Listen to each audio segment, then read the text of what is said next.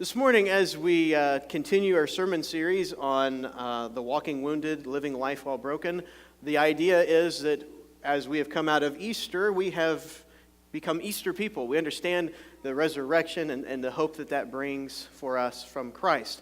But that does not change us immediately into the point of, do we feel differently? Of course we do. Do we understand life differently? Yes, we do. But do we still have heartache? Oh my goodness, yes.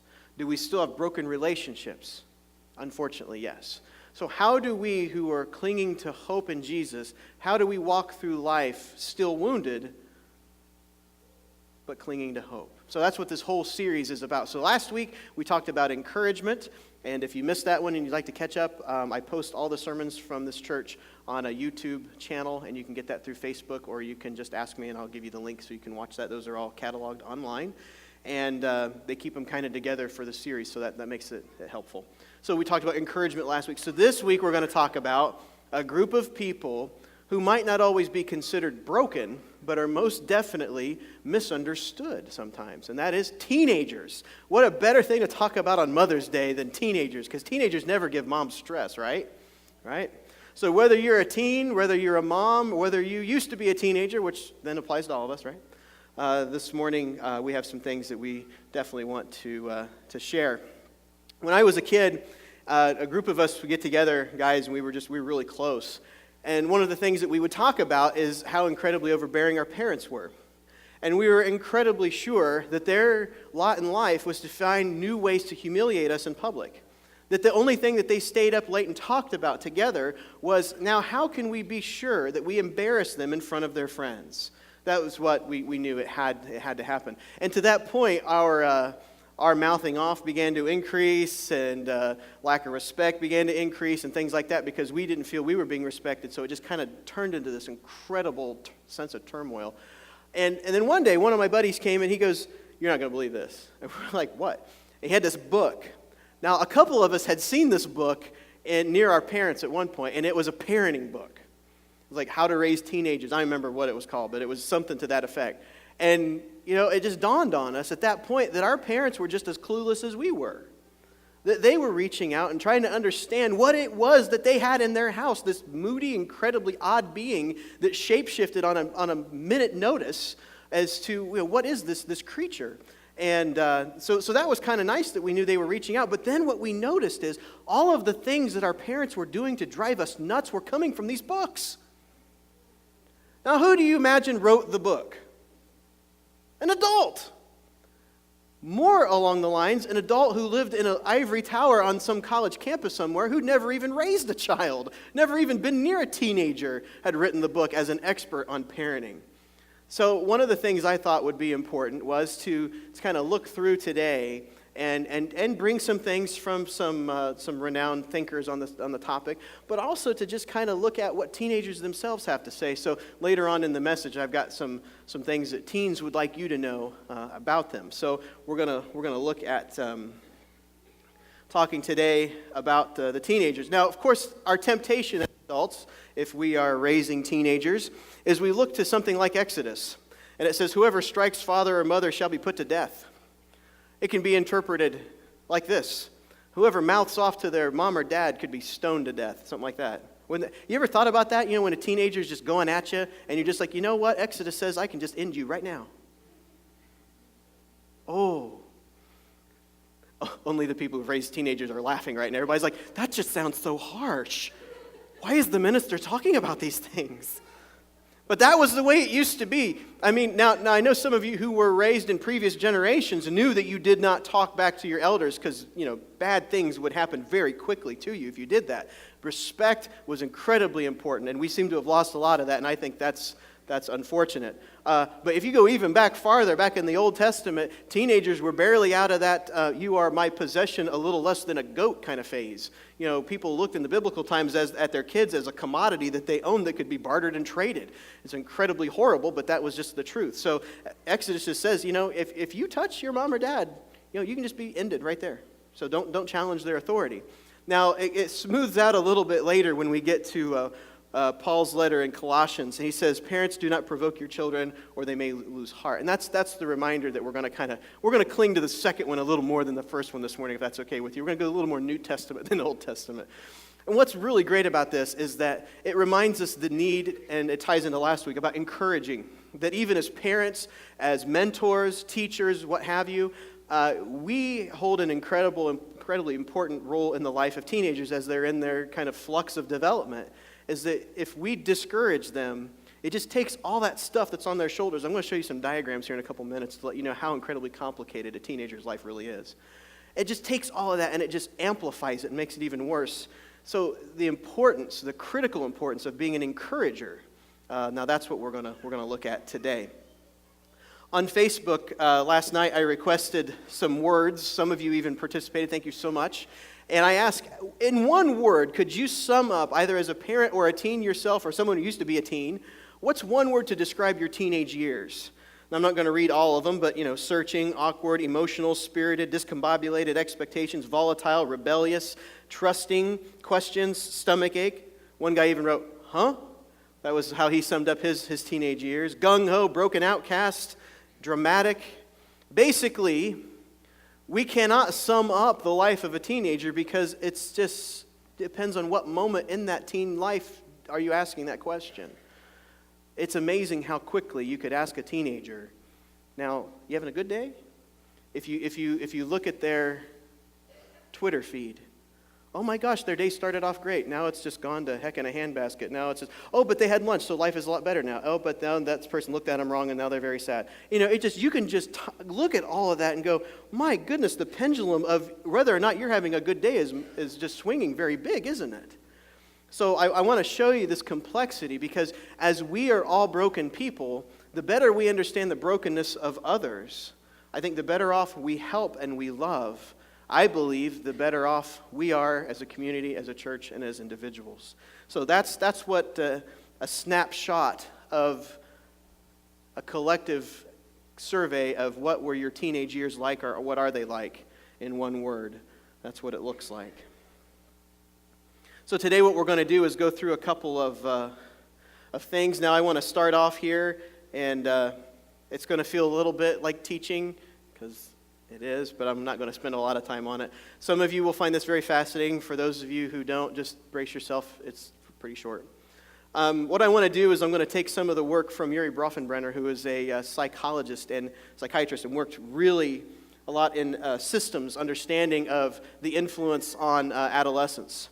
And basically, look at the red dot. There we go. Woo, isn't that fun? So right here, where we're talking family microsystem, we have an adolescent with a father and a mother, okay? And then you take that same person, and they're going to be involved in other microsystems. So in this one, they're going to be playing sports. And in this one, this is their friendship network.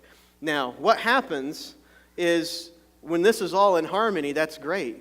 When the adolescent's spending enough time with mom and dad at home, when mom and dad are home to spend time with, when all these things are just very well balanced, everything's fine. But the problem is we live in an imperfect, imbalanced world. So what happens is friend one has some drama, okay? You ever know anybody that has some drama in their life? Well, friend one has some drama, breaks up with a significant other, and then that causes friction with the adolescent. So the adolescent then is worried about his or her friend and then doesn't relate well to mom and dad. So it causes those things to come out of balance. Also, because of the same issue with this friend, the adolescent might smart off to the coach when they really are a good kid and pretty respectful. So you see one thing comes out of balance, and that literally their entire world changes within one afternoon in a hallway between classes at high school. So that's what a microsystem looks like, are these little bits of relationships that we have, and then when they come together, obviously there's something a little bigger than that. So when you put the pieces together, let's look at what a larger one looks like. So that now you've got something that I do really want you to see, and that, of course, is church. Church is an incredibly important structural bit for a young person's life. Because it's not to say that the only friends that a kid should have come from church, but it says that how great is it that their friends come from school and church and sports and extracurricular activities. So you have a little bit of balance in the different kind of people that your young person is being exposed to and becoming friends with. And that's incredibly important. But the problem with this is just like it happened before. And that is that when something comes out of balance, it throws the entire life of that adolescent into chaos. And those who have raised or are attempting to raise teenagers know about chaos. So the family, who's just very well balanced and everything's pretty cohesive, the family is fine until something happens in the sports team. Well, why did something happen in the sports team? Oh, because a grade came back as bad in school. So because the school grade is bad, the sports team is now no longer a part of that kid's life. So those friends on the sports team are no longer people that they associate with in the same way, so they feel disconnected from that. So, okay, so that's okay. That's a little complicated, but we can see how that works. Now this is the diagram I show parents when they say, I'm just having trouble with my teenager. I just don't understand them. Well, you know what? They don't understand themselves. Here's their life. Here's the life of a teenager. And this isn't even a fraction of all the influences that are on them. So what we have is this big whole thing of, raised in this area, they're going to be subject to teachings from the Judeo-Christian tradition. Now that just means that the way laws are structured, they're not Muslim laws. They're primarily based out of Old Testament laws. And those kind of evolved into the things that we have. And then also, the federal government. Those are things that laws about drinking, laws about when you can have a license, those kinds of things. Even, what freedoms are people at certain ages allowed, and what media messages are young people receiving. So you still have the same things that are affecting them: their school life, their friends, their church, their family. And so they're kind of in harmony with these things. But if any one of these things completely changes, let's for example, let's say we have a federal government shutdown, and mom works for the federal government. So mom's job, let's say mom doesn't get paid during the shutdown. So that puts a strain on this family, which puts a strain on the adolescent. It's just showing you basic stuff that we all know. But the thing of it is that when we look at this, some of these things are out of our control. Some of these things are very much well within our control. When a teenager comes to church, what kind of experience can they expect? How do we treat teenagers in our midst in our Christian connection? What is their experience like? In our congregation, it's actually great because we have Kim and Keith and everybody else that helps out with the youth group. That's actually a huge strength for our congregation, but not every congregation has that. So we as people of faith have to understand, we might not be able to go into the school and do a whole lot. We might be able to volunteer for Fellowship of Christian Athletes and help out. But other than that, we don't have a whole lot of power over what the school board votes or what the people of the community are going to vote for or not vote for. We don't have a lot of power over that. But what we can do is say, okay, here's the church. Can we come in and supplement something that didn't happen in the community that the young people need? Those are just the kind of questions that you begin to ask when you see how insane their lives are. When you look at a teenager and their eyes are just glazed over, it's not, well, it is usually because they'd rather be sleeping, but a lot of times they just don't even know what they think. Their bodies are changing at a rate they haven't changed since they were born, or before they were born. Their thought process is being completely bombarded with so many different messages. And so we're going to talk about a little bit what that looks like. So my goal in showing you this image was to completely confuse you. So how many of you are completely confused? Mission accomplished. Wonderful. Let's move on. So what we're going to spend the rest of our time on are 5 things that teens wish you knew about them. The 5 things that teenagers knew you wish about them. So earlier I talked about how parenting books are written by adults. Well, this website that I found actually has information that is set up by professionals, but the content is managed by teenagers. So it's parenting questions that are given out, and where teens are asking the questions, and teens are giving the answers. So it's kind of couched on the understanding of, hey, this is the stuff we're going through. We're the ones that should probably be sharing what's going on or what we wish you would know about us. So I gave you 5 of those. The first one is don't load questions. You ever heard of a loaded question? Yeah, well, teenagers don't like them any more than you do. Any question that already has the answer hardwired into it is a loaded question. For example, when I was young, I didn't like it when my mom said things like, "Don't you think that boy John is mean?" Well, that's loaded. Obviously, Mom thinks John is mean. She just wants me to think it too, right? Or, "Do you think you should do something about that very important extra credit assignment?" Obviously, Mom thinks I should do something about that extra credit assignment, right? So they're loaded questions, and just hearing them automatically shifts us when we're teenagers into defensive mode.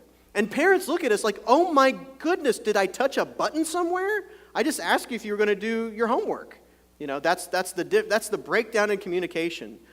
And it makes teens defensive because to them it makes it clear that parents already have an opinion on the situation and they really don't want the teenager's input. They're just telling them what to do.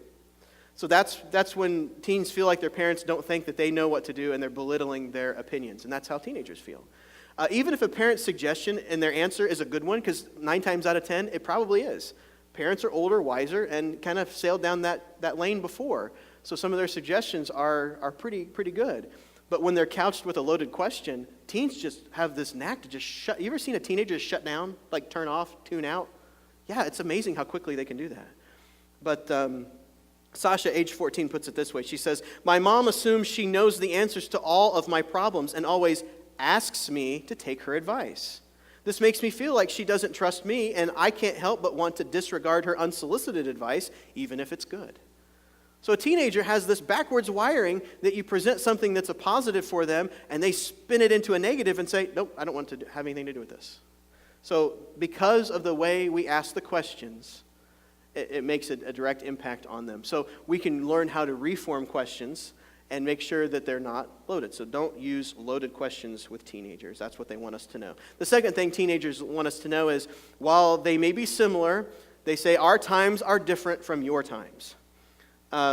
They say, "Yes, we really do know that every parent was once a teenager, although sometimes it's really hard to imagine. And while they say we all deal with the same issues like dating, curfew, pressure at school, and bullying, we are not our parents.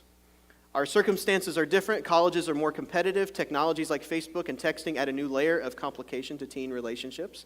Bullying on Facebook lasts longer than just mean words at school, and it allows more people to weigh in, pile on, and make the situation even worse. Flirting happens mostly through text, Facebook, Snapchat, IMS communications. It's different than it was generations ago. Having access to the internet allows them to be exposed to things that older folks just don't understand. That maybe they understand, but they didn't see it till much later in life. And kids today are being exposed to things far too soon.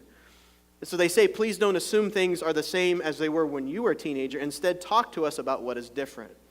Monique, age 16, says, "I wish my parents could accept that even though we're dealing with some of the same issues, it's totally different today. I wasn't alive back when my parents were growing up, but I'm pretty sure of how they dressed, how they behaved, and what music they listened to. I'm pretty sure it was not accepted by their parents. So your child is his or her own person who needs freedom of expression just like you did as a teenager. Let us make our own dating mistakes in the 2.0 world." That's Monique, age 16. The third thing that teens want us to know is risk is tempting. Now, that was one of the words that I got a couple of times on that Facebook poll, and that was the idea of indestructible. Teenagers believe they are indestructible. They say we like to take risks and it's hard to say no. Researchers actually at the University of Texas have found scientific backing to show that the teen brain responds more strongly to reward that is prompted by risk. So it's not as much as, we as adults would think, you're rebellious for no reason. Oh, you just want to push the limits. You just want to test the limits. You want to push my generosity in this situation. Probably. but also the way their brains are wired, that they think, you know what, I might get in trouble for this. That makes it awesome. If I could go do this, this would be so much more fun than this thing I know I already have permission to do. The way, if there is risk involved, the way their brains are hardwired says it will be more fun. Do that. I mean, that's even more than temptation. That's like internal hardwired stuff. So it's important for parents to know this so they can encourage positive risk-taking, like extreme sports, running for student government, going to a theme park. There are all kinds of ways that you can insert a parameter of danger that is more acceptable than maybe what the teen would choose on their own without any guidance, that would produce the same kind of risk. One of the stories I read was about a guy who used to graffiti walls outside of shopping centers, and his parents encouraged him to take surfing lessons instead. And his desire to put graffiti on walls just completely halted because he poured his energy into his new sport and got his adrenaline pumping in a healthy way.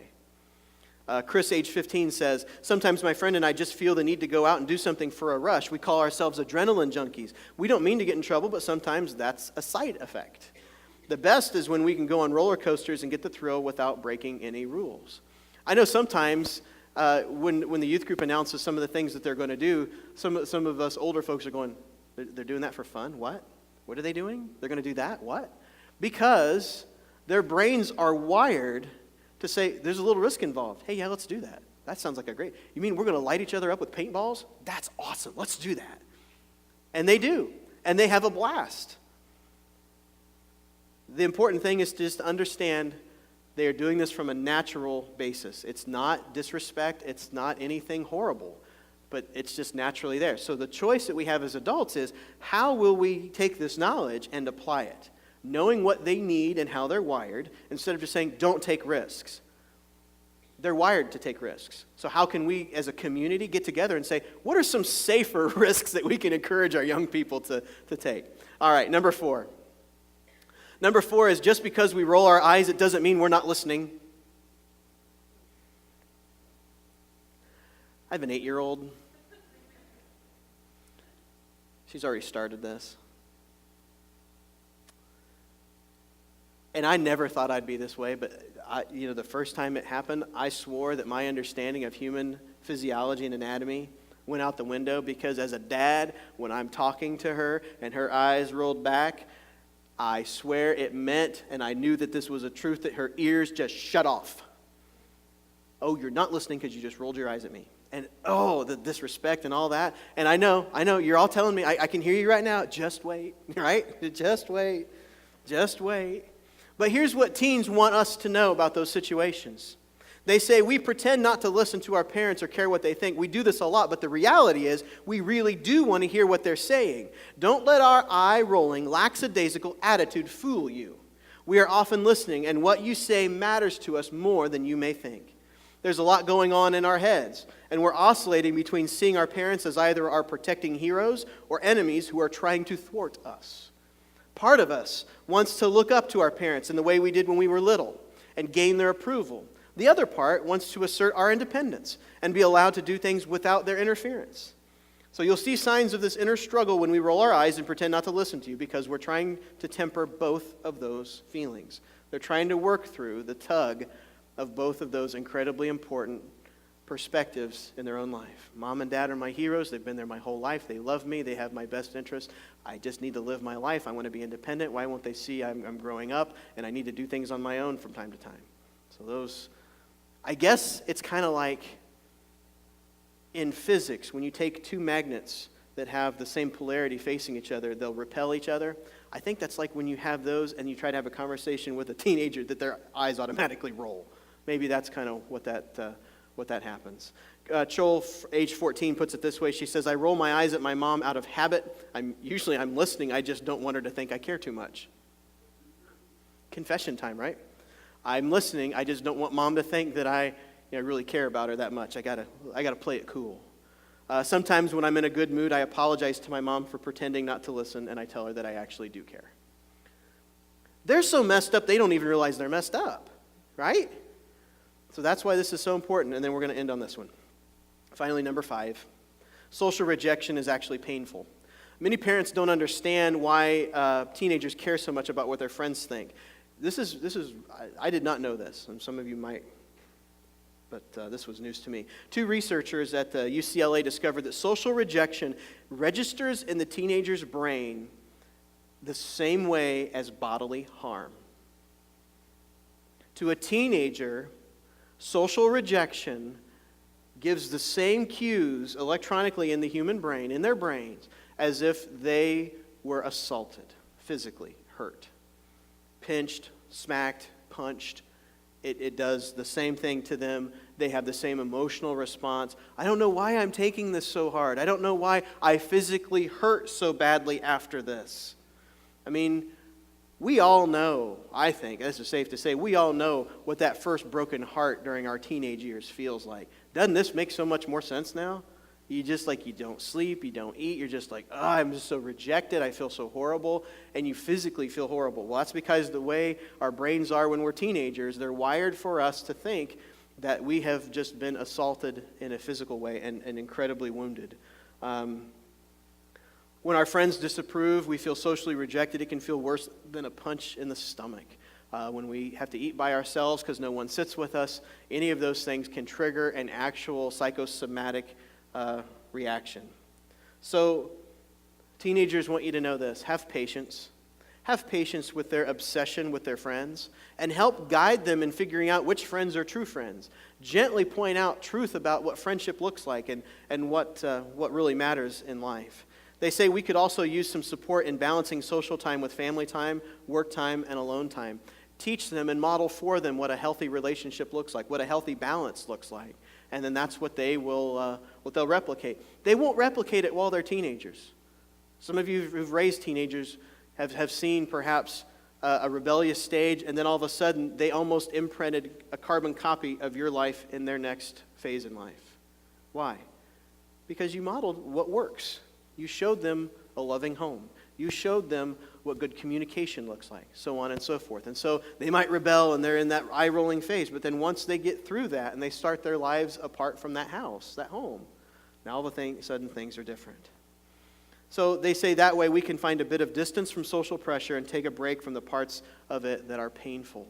So when they say, I can't believe you want me to go away, oh, family vacations are so horrible, oh, whatever, in reality, having that time apart from the pressures of the other things in their life is actually incredibly helpful, and they do appreciate it. They might not say it, but they do. And then finally, Shelley, age 17, says, my friends mean the world to me. Really, when one of my friends is mad at me or we get in a fight, I literally can't focus on anything else. It consumes me. Sound like any teenagers you know? Does that resonate with your experience? So as we close today, while as parents at least, we might be tempted to follow Exodus and at least threaten in the old Bill Cosby way, I brought you into this world and I can take you out. We might be tempted with that from time to time, but the bottom line is that we love them. Whether they're ours, whether they're part of the community, whether they're part of our church, we love our teenagers. They're incredibly important to us. And we understand, even before this, you knew that being a teenager is hard. It is tough. Now maybe you just have a whole lot more stuff in front of you of why it's so difficult. We remember from our own journey that it was a time of brokenness. Even if we remember our teenage years fondly, they were by definition uncertain, and most of the things that we started with this morning are those negative or uncertain words. That's how we remember our teenage years. Better understanding of teenagers won't make our hurts go away. It won't make our wounds go away. But understanding how a teenager's life is so complicated and how that most of them are wounded, it makes it possible to see teens, and it begins a transition that they need understanding and love. So now, as we all walk through our lives wounded, trying to be made whole by Christ, we can see how we can be helpful to the wounded teens around us. Knowing that we don't have to understand them to listen and love them. In the name of the Father, and of the Son, and the Holy Spirit. Amen.